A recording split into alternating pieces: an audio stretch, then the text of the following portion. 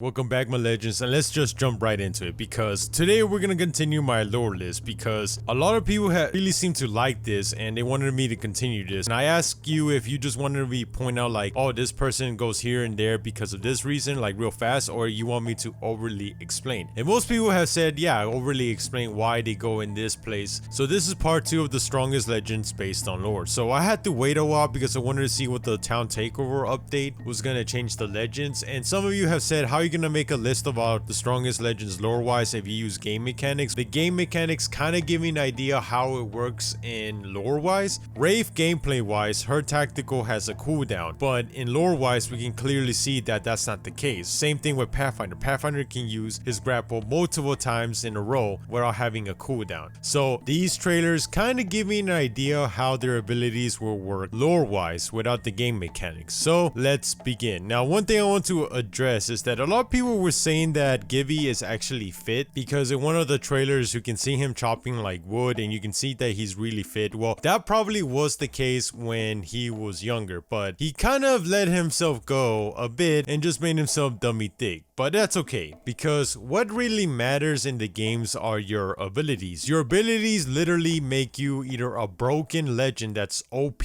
or not that special. So this person is going to be a perfect example of why your tactical, your passive, and your ultimate matter a whole lot. This person we're going to talk about is Lifeline. Now, before she got these buffs that we recently got where her drone can now pick up people, her ultimate is now, I think it gives away 100% purple armor and some hop-ups and medicine and shields. So her ultimate now is actually better than where it was. So why is this important? Because before the buff that Lifeline got, she was a D. She was in the D list. She was probably the weakest legend out of everybody. Because here's the thing, this is how important abilities and ultimates are, because Lifeline's ultimate is basically the worst ultimate in the game, even worse than Bangalore's, because here's why. Lore wise, her care package is basically a beacon that tells everybody in the map where they are. So imagine yourself for a second, you're in the games, right, and you're with Lifeline and she calls her care package, right, and literally everybody in the map can see it and everybody knows where you are. So here's the worst thing about that. Imagine you open the care package and all you get was one syringe, one shield cell, and a hop up that nobody needs. The amount of crazy, you have to be crazy to, I would personally tell Lifeline if I was in her team, please for the love of God, do not use your ultimate. Please do not tell everybody where we are. The fact that it's not a guarantee that you'll get something good out of her care package, meaning that lore wise, you're basically telling everybody in the map where you are for sometimes that you might not even get armor. Sometimes you don't even get armor. But now because of the rework, it is kind of better, but personally, I don't like her ultimate lore wise, because if you're with her, you're basically, if she uses her ultimate, you better make sure that nobody's around you or close to you, because you're basically telling everybody, hey, we're here and we're about to get maybe something good, maybe something not.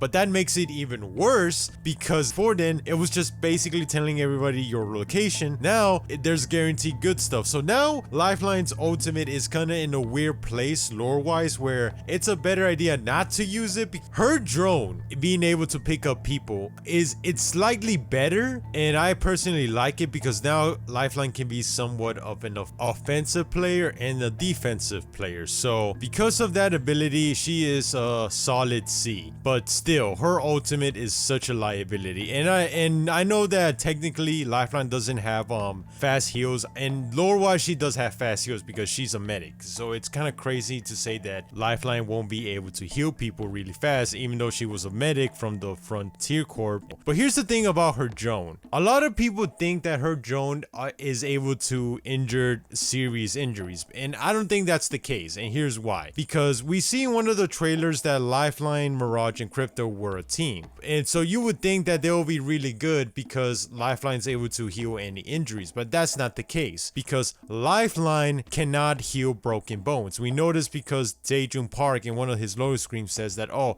Mystic, I just played my first game and I have a broken rib. So Lifeline cannot fix broken bones. bones, so anything that's a serious injury, she can't heal them, so it's only scrapes and wounds so they can keep on fighting. But because of this reason, she is a supported player, and you're gonna see a trend here where supported players are not that high ranking. So because of her little abilities, just because she can pick up people with her drone now, lore wise she can probably heal people really fast. She's just a C, she's just a support player. Actually, I want to take that back. She makes the team around her better. That's the important thing. Like, if you put her with Gibby, she instantly makes that team even more scarier, because now you have somebody that can heal people fast and pick them up fast with their drone. So even though by herself she's not that strong, but she does make the team better. But since this list is about how strong the legends are individually, it's a solid case to say that she's a C. Now, speaking of Lifeline, let's talk about her abusive crush Octane. So Octane, in my opinion, everybody kind of has an idea how I feel about Octane. I personally do not like Octane, but here's the thing. Octane lore wise, you would think that Octane is the worst teammate you can have, because Octane can't stand still. He won't listen. He will always be the first one to be in a gunfight. He will always be in the front lines. So even worse is that since he's the fastest legend now, he will always be fighting first before your teammates get there. So you would think that he will honestly not be that high up on the tier list, but that's not the case, because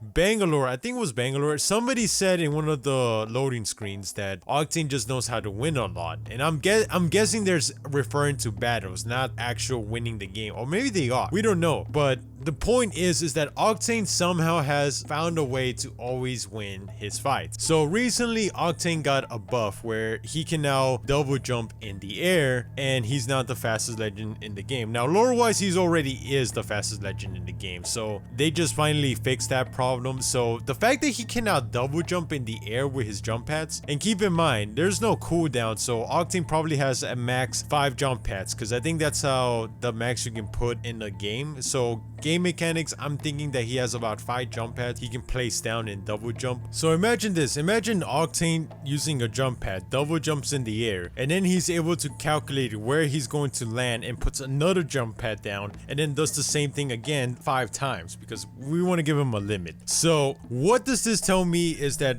remember, we know is that Octane is the best, aerodynamics person. He can calculate pretty good where he's going to land in the air. It's the reason he beat the record in the gauntlet thing. So Octane is not an idiot. Like, he may look like an idiot, but he knows what he's doing. He did survive the Shadowfall world for a while, longer than any legend would have expected. Granted, he almost died, and he did put the legends in a sticky situation, which is the thing why he's a B. Octane has the potential to be an S tier if he just slows down and strategizes and works as a team. But because he's kind of selfish, he's kind of, wants to go out there first, his mentality is literally keeping him from being an A tier or a S tier, actually, because he doesn't want to strategize. He just attacks. He's able to win gunfights, but he puts everybody in a sticky situation. So because of that one reason, he's just a B in my case. But he does have the potential to be an A to an S if he just slows down, think first, and act second. Now, the last person we're going to talk about is Caustic. Now, some people are going to say I'm biased, but Caustic is an S tier. Now, here is why. Tom finally revealed what Caustic's gas can do. So listen to this. His corrosive gas can eat through clothes, skins, and metal unless countered by a chemical combat only he possesses, so it doesn't affect him. So let me get this straight. Just by activating his gas can, which slows you down, can burn your skin, your clothes, and also metal. That is OP if you don't have the special compound that Caustic obviously wears and gives to his teammate. Now, I don't know if he has to give it to every legend that's competing. I don't think he does have enough, but just because of that case, Caustic is an S tier. He literally can severely injure a player just by his tactical. His gas can just going off literally hurts somebody really bad, unless you have Lifeline who can like treat it right away but you still have those scars. Caustic is OP.